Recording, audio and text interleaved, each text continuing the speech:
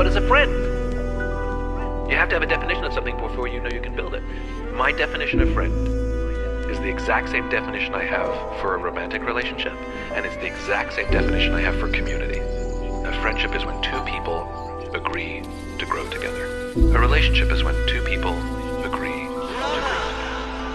Naaalala ko pa noon pag tayo magkakasama, parang walang hanggan yung saya at mga tawa, at walang iwanan kahit na mapapahamak. Ang solid lang kasi kayo pa rin ang barkada, kahit bihira na lang tayo kung magsalo-salo. May kanya-kanya ng buhay na dapat ipanalo, di na gaya ng dati nung makukulit pa tayo. Walang baki sa bawal, mga mapusok pa halos, mga gintong alaalang sa isip nakatanim. Dadalhin ko habang buhay yan, hindi maaalis. Salamat sa pagsagip, salamat sa pagdapik. Sana kahit tumanda na ay tayo pa rin. Ang dami na rin nangyari, sama-sama pa nga dati. Tambay sa bakuran pag nahuli na kuyari, sa ambagang hati-hati na muntikan ng mayari. Buti di nakakasay yung desisyon na mali-mali, kaya kay sarap na lang nabalikan yung mga kantahan natin na malabo nang mapakinggan. Mga kulitan at tawanan na may halo pang asaran, mga tropang nagtatago lalo pag merong ambagan. Mga tropang di takot na masilat,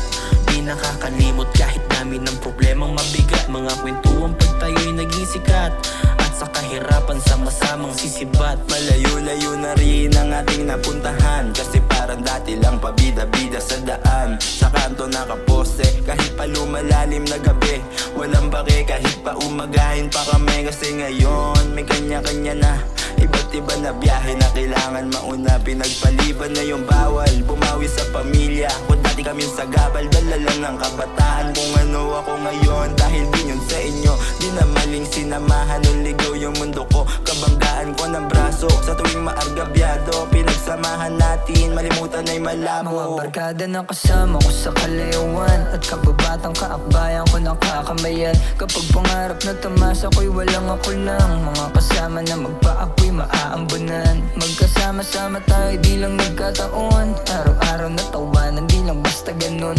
Mga batang panlansangan inakalang patapon, mga akala nilang nawala na lang sa ngayon. Mga gintong alaalang di mapapalitan, mga tipong pagkabatang kinasasabikan. Mga istorya at mga aral na kinaaliwan, nasa memorya na lang natin din mababalikan. Di kalaunan nagbago yung mga gago, hangad na lang manalo, matupad yung mga plano. Lumagay na sa tahimik, dama ko na pagtanda ko. Alaala na maingay natin, maburay malabo. Ako pa rin naman to at kayo pa rin naman. Yung katumahan ko minsan malasing sinandalan. Dito nag-iba siguro nga ay nag-iba na lang. Kanya-kanyang mga linya pero di kinalasan. Ani mo'y magkagalit pero bati-bati naman. Makita ka kung minsan ay tangu-tango na lang. Minsan di makasipot, alam ko na abot mo yan. Ang ibig ko sabihin ay tapik-tapik na lang. Magkakasama pa noong ginagawa ang mga bawal, ngayon ay nagmistulan na sa ating mga aral. Walang katumbas na salapi, iniwang mga yaman na sa iisang landasan. Tinatahak na daanan, yung tambayan na maingay ay naging matahimik. Tuwing nag-iisa palagi kong sinisilip, alaala na nakatatak sa aking isip. Kapag nagkukulit ay tila walang limit, manatili pa din sanang nasa iisang lamesa. Kahit di na madalas na tayo ay magsama-sama, mga kwentong ginawa na lagi natin tinitema, habang magkakasamang nagiinuman ng serbesa. And what that means is, I will take myself on. I know you're taking yourself on. I'm gonna ask you to help me, and I'm gonna be there to help you.